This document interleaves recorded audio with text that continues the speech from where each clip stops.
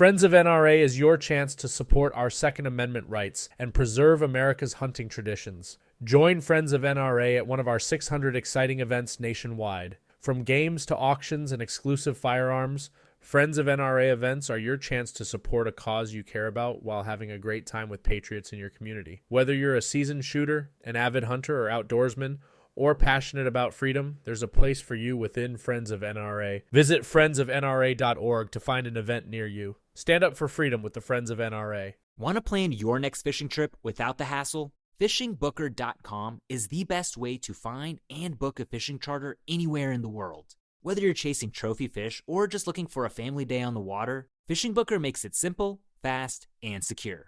With thousands of experienced guides, verified reviews, and 24/7 customer support, Fishing Booker takes the guesswork out of planning. Visit FishingBooker.com and book your trip today. Fishing Booker. Fishing trips made easy. Welcome to DSC's Campfires with Larry Weissoon, a unique blend of hunting, fishing, wildlife conservation, and the outdoor lifestyle.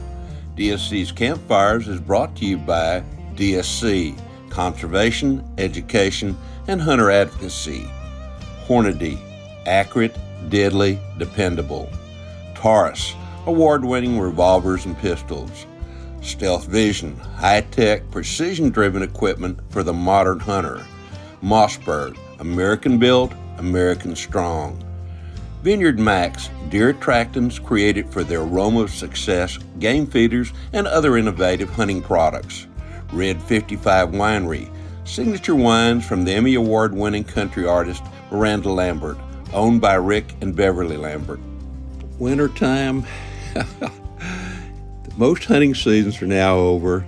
Thankfully, there are other seasons beginning, and for too very long, I know if some of you hadn't already, you'll be out hunting predators, and before too very long, there'll be spring turkey seasons, but also spring bear seasons are just around the corner as well, too. Having had a little bout of some of the crud that went around right after all the different shows, thankfully the only show I attended this year was the DSC show in Atlanta, and I had a great time there. And before going any farther, just want to say thank you to all those folks who were able to be there. The weather was horrible.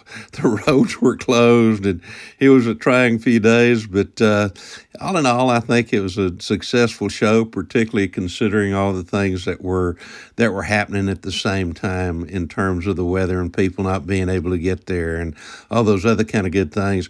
I know DSC is working on really creating a bang-up show for 2026, and there'll be more about that coming up in the future. And as we learn more about what's going to happen there, we'll be trying to inform you right here on DSC's Campfires. One of the things I want to remind you of before we get any farther into much of this, and today we're going to be primarily doing a couple of maybe 3 question and answer kind of sessions, but I want you to realize that the Dallas Safari Club Foundation, DSC Foundation, is going to have their gala. This year it's going to be a show at the Gaylord there in Dallas. And to learn more about that, I think it's going to be like the second or third weekend in July. And probably right after the Texas Wildlife Association 40th anniversary celebration there in San Antonio. To learn more about that one, you can go to www.texas-wildlife.org. But to learn more about the DSC Foundation, particularly in terms of the upcoming gala, which is going to be a lot of fun, just like the TWA event is going to be, you can go to www.dscf.org. And those are going to be 2 absolutely fantastic shows that I'm looking forward to and hoping that they'll go extremely well. Also want to remind people that in sometime about April the 21st or so, somewhere close to that, I will be the MC at the DSC Oklahoma chapter, their event held there in Oklahoma City, and we'll be telling you a little bit more about that as well too. Or you can go to the DSC website for the chapters and go to www.biggame.org. That's biggame.org, and learn more about the chapters that are formed. We've got chapters now pretty much all over the U.S. and adding chapters almost on a daily basis. The guys are doing a fantastic job there, and really appreciate the people, particularly Bruce and Mike, who head up that side of the program for DSC. But while we've got a little time, had spent a little bit of time recently visiting with a lot of different people, and several of them had some questions, and I kind of picked out 2 or 3 of them that I think might be of interest and would be good to cover here. And with that being said, this comes to us from a gentleman who says his name is Joe, and he lives in the Texas Panhandle. He said, "I've noticed in your blogs and episodes for the digital TV show Carbon, that's on carbontv.com, that you co-host, A Sportsman's Life, you hunted this year with basically 4 different rifle rounds, those being the 375 Ruger, 7mm PRC, 400 Legend, and then most recently the 6.5 PRC. Why did you use these particular rounds, and of those, do you have a favorite?" Oh my gosh, I have to tell you that I love all kinds of different rifles, including the bolt action rifles that I shoot from Mossberg, but also the lever action rifles that I shoot from Rossi. And toward the tail end, I had an opportunity to use those a little bit more than I did earlier during the season. I was fortunate this year. I hunted a lot of different places, including from moose up in British Columbia, Canada, with Love Brothers and Lee, and my choice there, of course, was a 375 Ruger. It was a Hornady ammo, of course, using. I actually ended up using their DGX, which I really like. Their Dangerous Game 300 grain DGX for that particular hunt, and had the opportunity to sight in before I left. And the scope I put on it was the Stealth Vision SVT 3-18 by 44. Now, this is by Stealth Vision there in Crockett, Texas, and I love what that scope does in so many different ways because I can shoot it long range, I can shoot it close range. I have the ability to make certain that if I'm shooting longer ranges, that with their integral system of making sure it's perfectly level, the rifle is, that works really, really well. And then they have a operational lit reticle as well too. That's a red lit reticle that allows you to use it particularly in harsh light conditions. And I want to come back to that sometime later on as well too. But that was the rifle that I took. The reason I took 375 Ruger is that moose can be big, and they are big. If you've never hunted them, you cannot appreciate how truly big their bodies are until you get right up next to one of them, and then you really realize how large they are when you start trying to pack one back to camp. As it worked out, I did not have the opportunity to use my 375, but there in British Columbia, but had an absolutely fantastic time. But because moose are such big-bodied animals, and because they have thick skins and big bones and very tough muscles, I wanted a round that I knew was capable of bringing down a moose and doing it as quickly and humanely as earthly possible, and yet still where I could head to that, maybe have to take that shot at 200 or even 250 or 300 yards, that it was going to be extremely accurate and still producing enough sufficient downrange energy to, again, put that animal down quickly and humanely. But that was a primary reason I used that. I've made the statement in the past and continue to do so. If there was only one round that I could use, one rifle, one round that I could use on hunting everything in the world. And I haven't done all that, but I have hunted a fair amount on several different continents, and I've used that 375 Ruger for everything from elephants down to little blue dikers about the size of a cottontail in Africa, and on lands and buffalo and oh my gosh, several places with buffalo, oh my gosh, even big eland, which are huge. They're actually bigger than Cape buffalo are. So I know that it would do well there, and I've used it in Europe to hunt everything from roe deer, which weigh about 40 or 50 pounds on the hoof, to fallow deer, to big red stags, to reindeer in the Scandinavian area, and then also up in Norway, I should say, and then also even on Alpine ibex there in Austria. So I've used it there. I've used it on buffalo down in Australia to shoot the Asian buffalo that they have there, and then here in North America, I've used 375 on everything from moose and elk, but also huge brown bear that probably weighed almost as much as what the elk did, or more than what the elk did, and almost as much as what the moose did.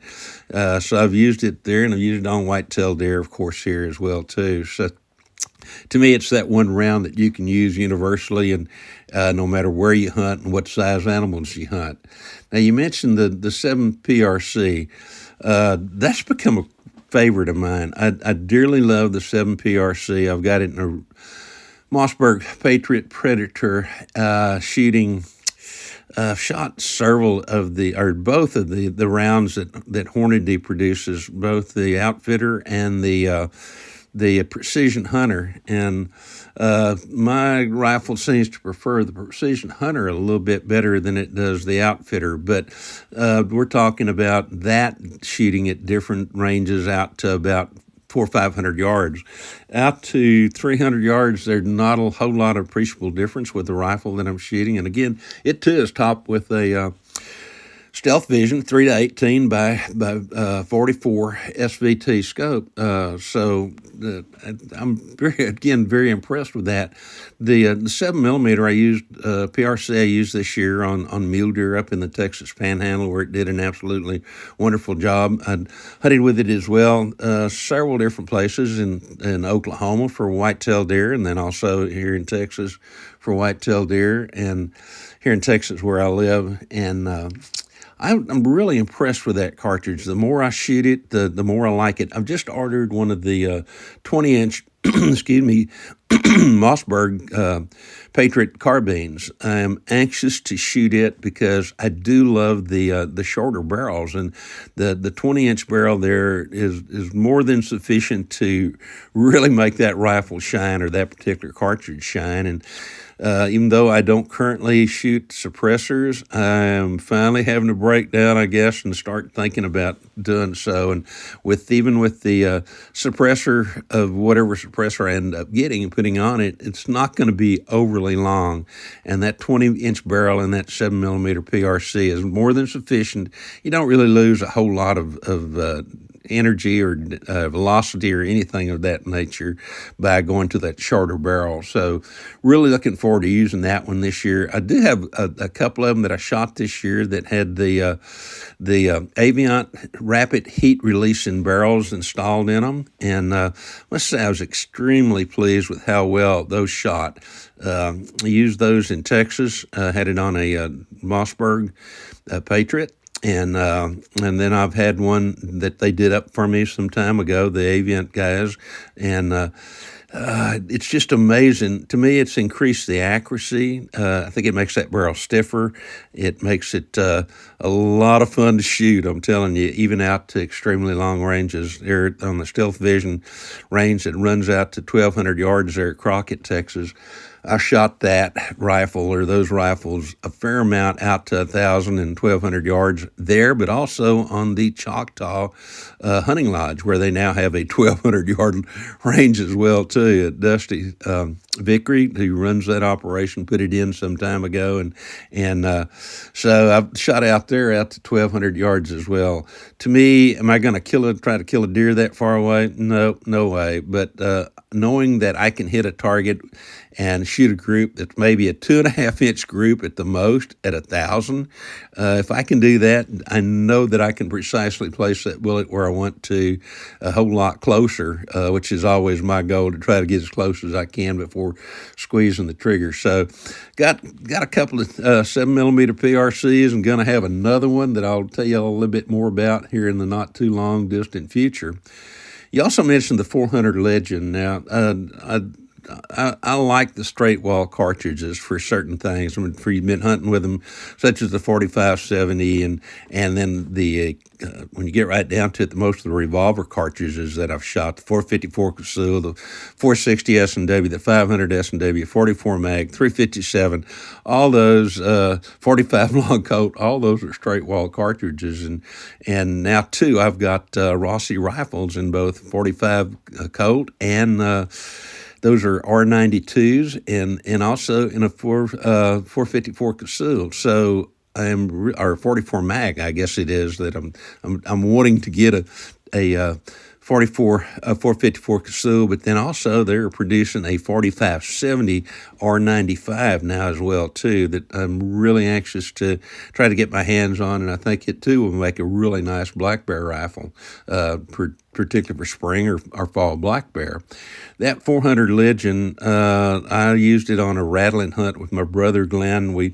On my lease in West Texas, I rattled up several bucks, shot them at close range, shot a couple of does at a little bit farther out there, meaning like 100, 125 yards. And in that Mossberg Patriot, again, topped with a Stealth Vision scope with the same 3-18 by 44. Really impressed. The only ammo that I was able to find, and maybe the downside of that is where I live in Texas, you just don't find very much 400 Legend ammo because not that many people here apparently shoot it. But on a visit to Louisiana back in the late summertime, I stopped at several different places and was able to buy 2 or 3 boxes of it. And from the playing around that I've done with it on both accuracy at maybe 75 to 100 yards, I've been really impressed. What the bullet performance was on the deer that I shot, and then I've shot a hog or two with it as well too, was really, really an interesting round as far as I'm concerned. I wish that Horned D made a 400 Legends round, because I do particularly love their style of ammo and how they do things. But it's a rifle I'm going to keep and occasionally shoot. It worked really well, particularly rattling close range, and then on the spot and stock does that I was able to shoot there on my lease in far western Texas. 6.5 PRC. I got that one specifically to hunt whitetails with out in western Texas. It too is a Mossberg Patriot Predator, and it too is topped with a 3-18 by 44 Stealth Vision SVT scope. With the Horned D ammo that I'm shooting, which is the Precision Hunter, which as I recall is 183 ELDX, very, very accurate. In that particular rifle, out to 600 yards, I can easily keep them within about a 4 to 5 inch group, and that to me is pretty darn impressive. I don't really see a reason to shoot at an animal beyond that, and of course I'm always going to try to get closer.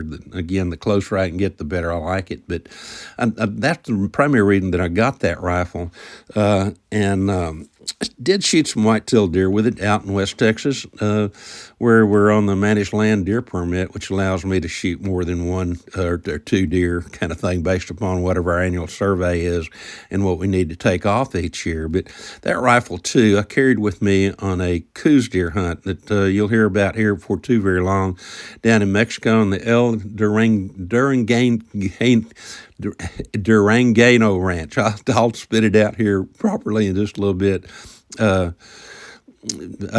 Belongs to the Alonso Ayala family, which fabulous place. Took it down there and put it to really good use. I had that rifle sighted in to be dead on at 200 yards, had a custom turret made for me to hunt that particular country down there. And that particular country, it was down in Durango, Mexico, down on the southern end of the Sierra Madre mountain range, where we were hunting at 8,500 to 9,000 feet above sea level. So I had a custom turret made for me by the Stealth Vision guys, to where I didn't have to worry about turning it up so many clicks. I just started off at 100, 200, 300, 400, 500, 600, and beyond yards. And there I shot a really nice deer. I'm not going to tell you much about it here because I do want to do a separate segment all about hunting Coues deer on the El Durangueno Ranch. So we'll do that a little bit later on. But there were several reasons why I picked these cartridges. I really liked the Hornady line of ammo, and the 7mm PRC, I have to tell you, is becoming a fast one of my favorites. I'll be using it a fair amount this coming year on different hunts that I have planned, depending on what the animal is. But I know we've got a hunt coming up or two for things like elk and whitetail and aoudad sheep and Little Carmen Mountain whitetails, and will probably be the rifle I take back with me next year on to going to Mexico, and I go to Durango, but also looking maybe at coming back again to Sonora to hunt once again there Coues deer, or Coues deer, however you want to pronounce it. They're just an absolutely favorite hunt of mine. So hope that answers some of your questions. I know everybody's got their own favorite rifle and their own favorite round, and there's reasons that you have because of the reason you like that gun. So love to hear about it. If you want to send me a message about your favorite rifle or have a question about some of the rounds there that I spoke with, you can go to my Facebook page, which is Larry Weishuhn, LarryWeishuhn, and send me a private message, and I'll get back to you. And then also we'll try to include it into your comments, maybe in some of the future episodes here on DSC's Campfires. Going on to the next one, it says, I started listening to you and Luke Clayton on Luke's weekly radio show about 18 years ago. I know you've been a weekly guest on that show ever since. I'm sorry, I hesitate there.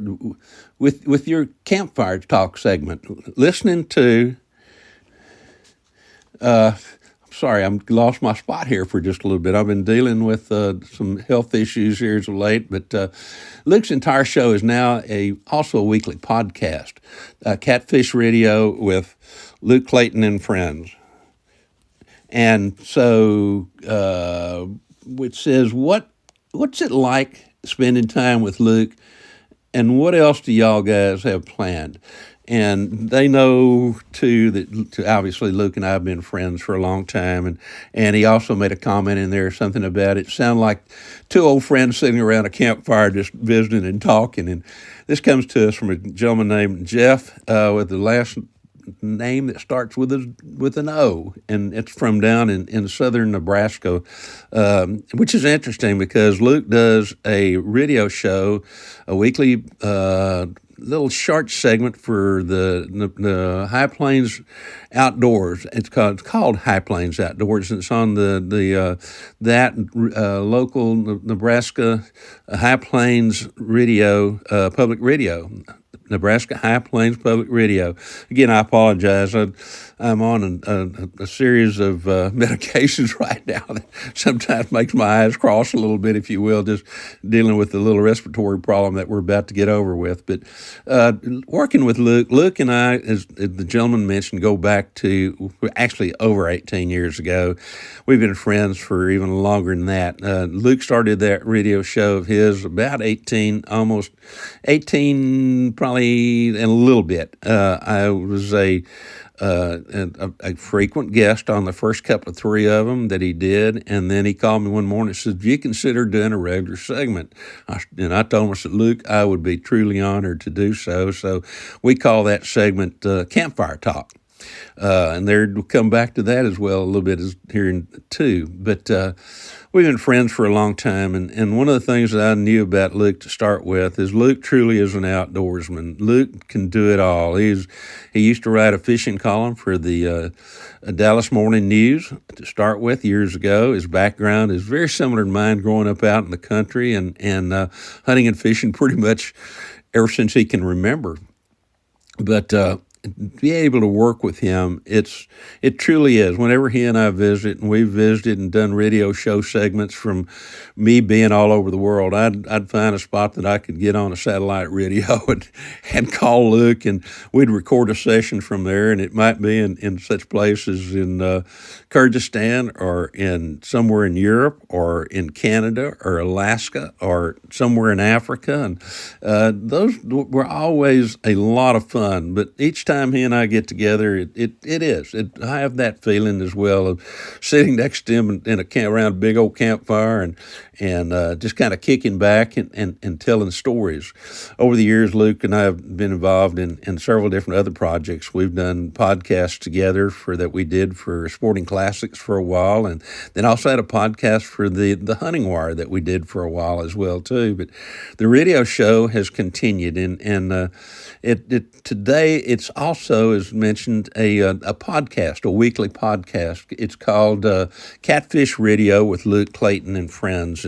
And I've been able to do that opening segment now. They were talked about a while ago, like 18 years. So been a lot of fun there. But Luke is, I mentioned, a true outdoorsman. He knows how to hunt. He knows how to fish, and loves to fish as well too. And when it's all said and done, he knows how to cook what he takes. Luke is one of the finest camp cooks, and I make that as a distinction. I'm sure that if he had a fancy kitchen, he'd be every bit as good a cook in there. But Luke is one of those guys that I just think the absolute world of for a lot of different reasons, and consider him one of my closest and best friends, and has been so for a long, long time. But I love the way he cooks. I love the way he thinks about a lot of different things, and it's such a pleasure to spend time with him. I get tickled when we get ready to do the radio show. We'll visit maybe a little bit before we start recording, and said, well, let's talk about this, this, and this today. And he and I get talking, and we may go off on a totally different tangent, not even close to something that we had talked about that we might consider doing in that particular segment, kind of thing. But so it's so much fun to spend time with him. And again, he is that true outdoorsman, the consummate outdoorsman as far as I'm concerned. And I feel so truly fortunate and honored to be able to call him my friend. Now, some of the other things that Luke and I have done together, we've written, co-authored 2 books.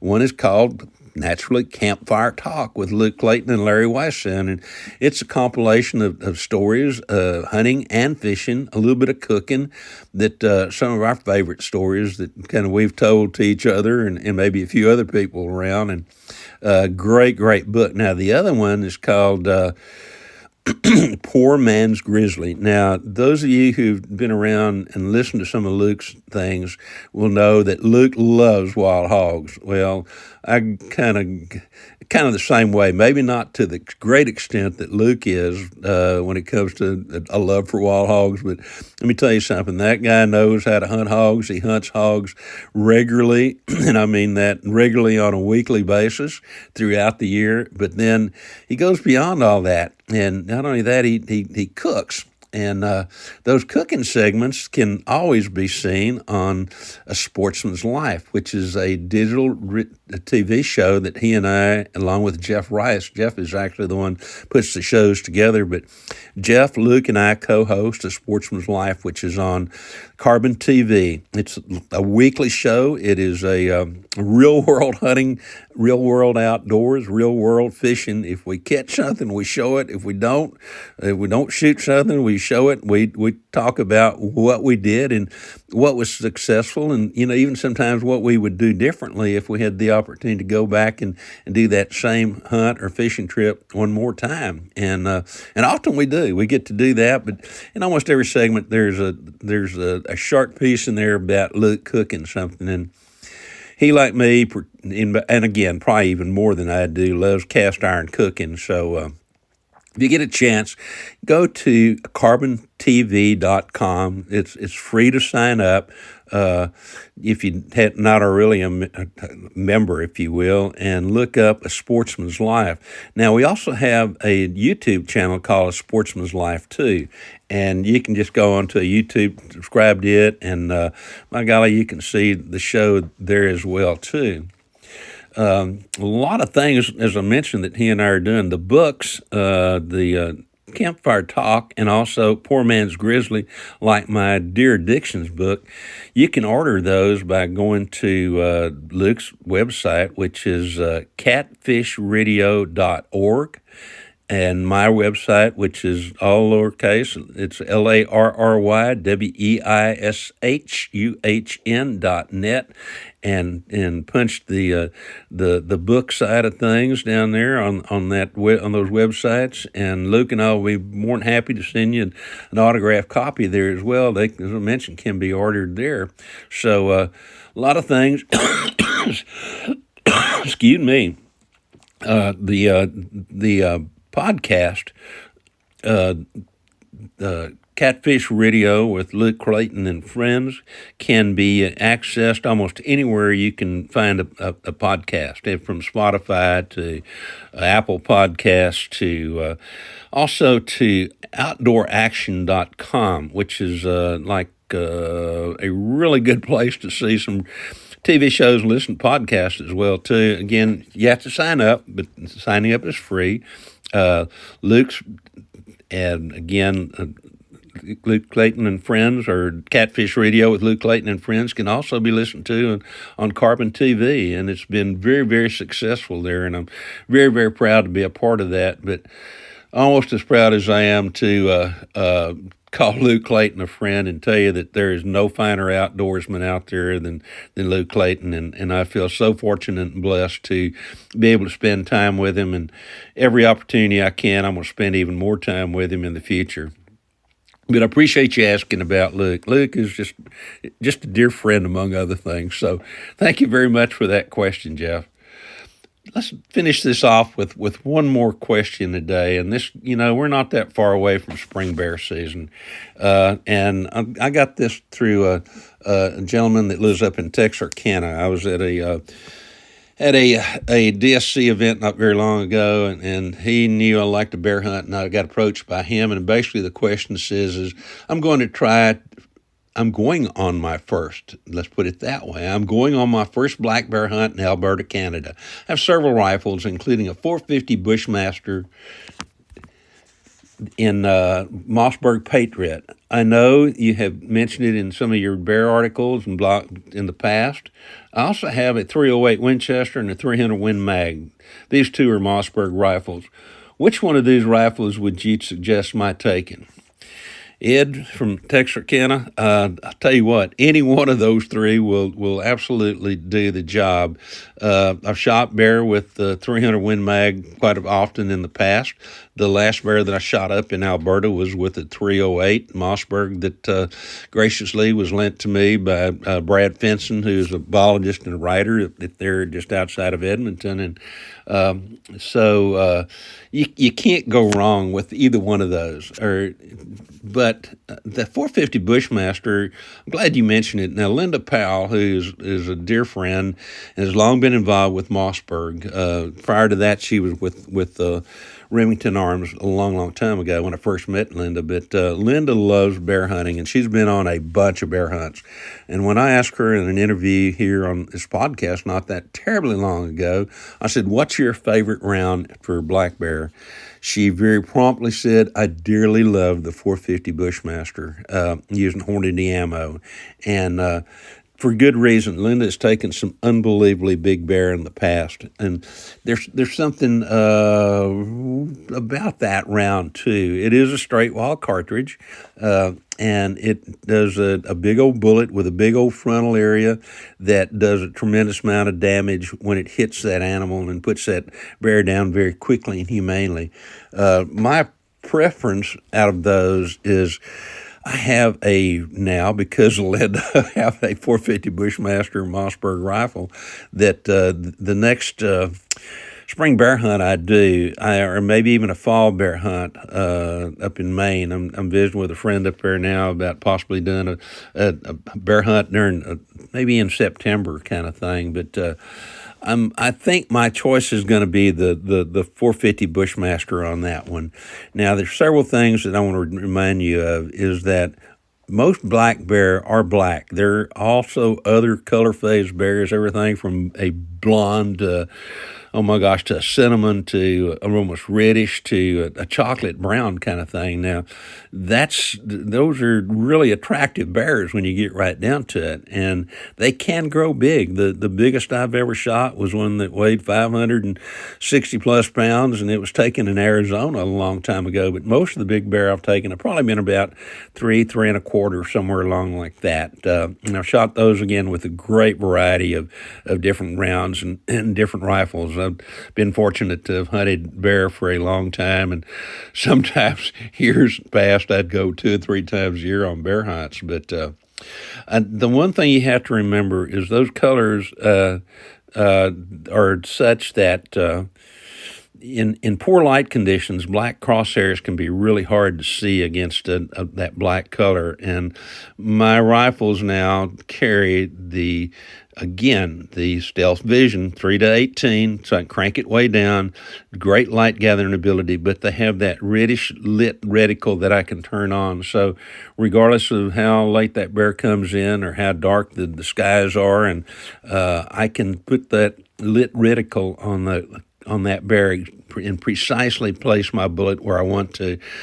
So if you have the opportunity to get one of those scopes, or if not, I would strongly suggest you get something with a lighted reticle that you can either turn on or turn off. Some of the Trijicon scopes are such as that, but there's some others out there as well too. But I just happen to like that Stealth Vision. That's become my favorite of all but that's really important as far as I'm concerned. Now, the other thing that you don't want to forget to do is, if you're going to take your rifle, is you have to go to a U.S. Customs office, and prior to going, get a Form 4457, which lists that rifle, serial number, make, model, caliber, round, and if I could advise also, if you have a scope, I would put what scope it is and what that scope serial number is, and put that on that form, and you'll have to take the rifle into a U.S. Customs office there at one of the international airports, if you will. And sometimes it's a little bit of a drive to get to one, but you can just go to the customs office, have that gun in a lock case, tell them you need a Form 4457 because you're going to be hunting out of the country. And then you want to be able to also have that paperwork from your outfitter. Have him send you the form that you'll need once you get into Canada to, if you will, bring that gun into Canada. The Form 4457 proves ownership of that rifle and that scope. And it's more so important on the way back in as it is going out. But it's a good idea to not only, what I usually do is I make 3 or 4 different copies. Now, most of my guns have got the little cheek pad pouch kind of thing that Hornady to get your eyes right straight level with where the scope is. But usually what I do is I'll make 4 or 5 copies of my 4457, and I'll put them in a little plastic bag, and I'll put one in that bag. I'll put one in that little pouch, if you will. I'll keep one in the rifle case. I'll keep one with my passport, which you'll need now to travel internationally, and all those kind of good things like that. Just if you'll do that, if you happen to lose the original, a good copy suffices just fine, and you'll have to show that form in most instances when you return to the first place you check through U.S. Customs once you return. hunting bear up there is so much fun. Be prepared for all kinds of weather. It could be cold. It could be warm. Chances are the mosquitoes can be really bad. So, you might want to talk with your outfitter ahead of time to see what he suggests you bring, or whether he has mosquito repellents there, or little machines that'll keep the mosquitoes away. But it's something you'll want to do. And then in some instances too, you hunt bears in Canada mostly in the afternoon. So if there's water around, there's a good chance you might be able to fish for walleye or northern pike or something like that as well. So visit with your outfitter before you go and find out if you need to also have a fishing license, and if he has fishing equipment, or whether you need to bring yours up. So I know you're going to have a great time. I love spring bear hunting. It's one of my favorite things, and particularly I used to chase turkeys a lot, and then I also hunted bear, and I learned that I really like hunting black bear more than I like hunting spring turkeys. So these days, rather than my doing a whole lot of turkey hunting, if there's that opportunity, I'm going to be spring bear hunting somewhere when it gets to be in the middle part of May, or even maybe the first week or so in June. And I know that you're going on your first one. It'll be exciting. Visit with that outfitter and guide too that you're going with, so that you have a better appreciation of what to look for. All black bear, whether they're just a little bit more than cubs to those that look huge, could be huge.